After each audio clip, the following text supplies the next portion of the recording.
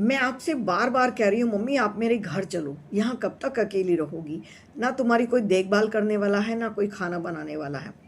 माँ ने कहा बेटी ऐसे कौन अपनी बेटी के घर जाता है, ईश्वर ने जो मेरे भाग्य में लिखा है वो तो मैं भोग कर ही रहूँगी।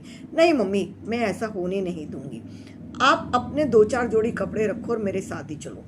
फिर माँ ने कहा बेटा तुम मेरे साथ जिद मत कर, मैं तेरे साथ कहीं नहीं जा सकती हूँ। ये दुनिया वाले क्या कहेंगे, ये समाज क्या कहेगा, ये पड़ोसी और रिश्तेदार क्या कहेंगे। माँ कोई भी कुछ भी कहे लेकिन मैं आपको यहाँ अकेला नहीं छोड़ सकती हूँ। मुझे पता है कि आपको अब मेरे साथ की ज़रूरत है। चुपचाप अपने दो जोड़ी कपड़े रखो और मेरे साथ चल दो। एक बैग लिया था, माँ के दो चार जोड़ी कपड़े रखे थे और माँ को लेकर चल पड़ी थी। अपने घर में पहुंची थी। मम्मी आप रुक क्यों गई, अंदर आओ ना।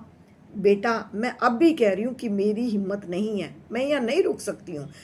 कौन ऐसी माँ होगी जो अपनी बेटी के घर रहना चाहेगी। माँ तुम दो चार दिन रुको, उसके बाद बात करते हैं कि हमें क्या करना है क्या नहीं करना है। माँ अंदर आ गई थी, जैसे ही बेड पर बैठी थी।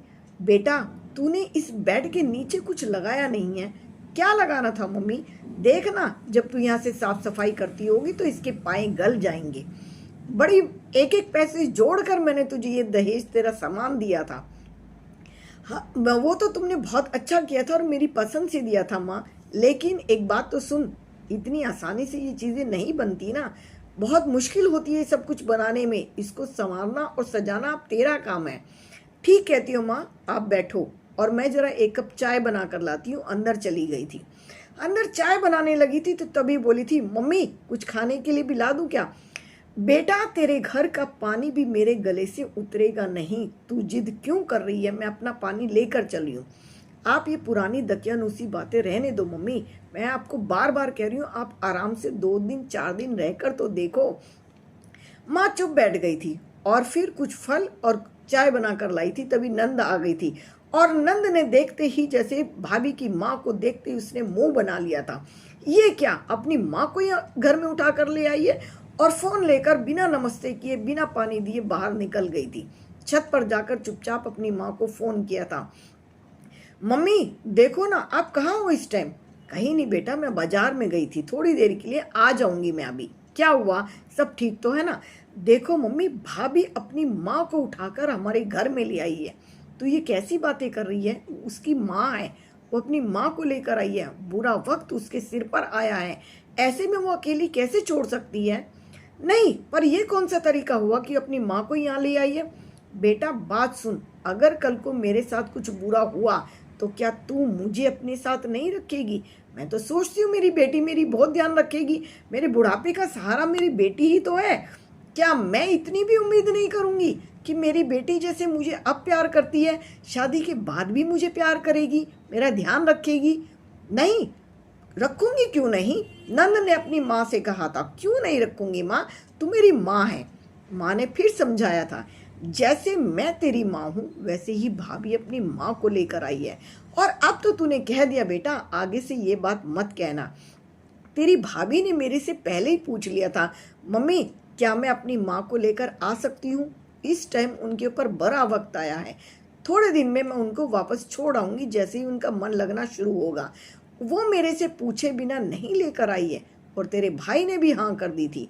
या तो मैं तेरी भाभी को उनके पीहर में छोड़ देती, वो वहाँ रहती और अपनी माँ की सेवा करती, या वो हमारे साथ रहकर अपनी माँ की भी देखभाल करेगी। बता इनमें से कौन सा ठीक है। क्या तू घर का काम कर लेगी, घर का साफ सफाई बर्तन कपड़े खाना बनाना तू संभाल सकती है। मैं तेरी भाभी को 2 महीने के लिए छोड़ दूंगी, मैंने कहा भी था, लेकिन तेरी भाभी ने खुद ही मुझे मना कर दिया। नहीं मम्मी जी मैं आपकी भी देखभाल करूंगी, मैं अपनी माँ की भी देखभाल करूंगी, किसी की सेवा में कोई कमी आने नहीं दूंगी, ये तेरी भाभी ने बोला है मुझसे। अब नंद शर्मिंदा हो गई थी और शर्मिंदा होकर बोली, मम्मी मुझे समझ में आ चुका है कि भाभी ने क्या किया है। भाभी से तो आज मैंने बहुत कुछ सीख लिया है कि अपनी माँ की सेवा अपनी माँ की कदर कैसे करते हैं। और तुरंत फोन काटकर अंदर चली गई थी, जाकर नमस्ते की थी और भाभी से बोला था, भाभी मैं खाने में कुछ हेल्प करा दूं क्या। भाभी ने कहा था, नहीं आप मम्मी के साथ बैठ सकती हो तो थोड़ी देर बैठ जाओ, खाना मैं खुद बना लूंगी। और जाकर नमस्ते करके उनके साथ बैठ गई थी और बातें करने लगी थी। देखो ना, मैं अपने लिए भी और भाभी के लिए सूट लेकर आई हूँ। तभी भाभी की माँ ने कहा था, नंद थोड़ी लाया करती हैं, भाभियाँ लाया करती हैं, कोई हक नहीं बनता। नहीं, मैं लेकर आई थी क्योंकि मुझे अच्छा लगता है। मेरी भाभी बहुत अच्छी हैं, बहुत प्यारी हैं। और आज मैंने अपनी भाभी से एक चीज़ और सीख ली है कि जैसे भाभी अपनी माँ की सेवा कर सकती हैं, भाभी सास की सेवा करती हैं, मैं भी अपनी भाभी से वो सारी चीज़ें सीखूंगी। ऐसी बहू सबको दे। मैं तो ईश्वर से यही प्रार्थना करती हूँ कि ऐसी बहू हर घर में हो तो हर घर स्वर्ग बन जाए, जो माँ की भी सेवा करनी जानती है और सास की भी सेवा करनी जानती है। दोनों माँओं में कोई अंतर नहीं है। ऐसी बहू कहाँ से मिलेगी? ऐसी बहू कहाँ से लेकर आएंगे? कैसे ला सकते हैं ऐसी बहू? किस किस के घर में ऐसी बहू हैं? आप भी मुझे कमेंट्स करके बता सकते हैं कि किस किस के घर में सच में ऐसी बहुएं हैं। कहाँ से लेकर आएंगे ऐसी बहुओं को? कैसे लेकर आएंगे ऐसी बहुओं को? तो इस वीडियो को लाइक कीजिए, शेयर कीजिए, कमेंट्स कीजिए और बताइए किसने अपनी बेटी की ऐसी परवरिश की है जो माँ की भी सेवा करे और सास की भी सेवा करे। आप हो सके तो कमेंट्स में बता सकते हैं। खुश रहिए, मस्त रहिए, व्यस्त रहिए और मिलते रहिए संयोगिता व्लॉग्स में।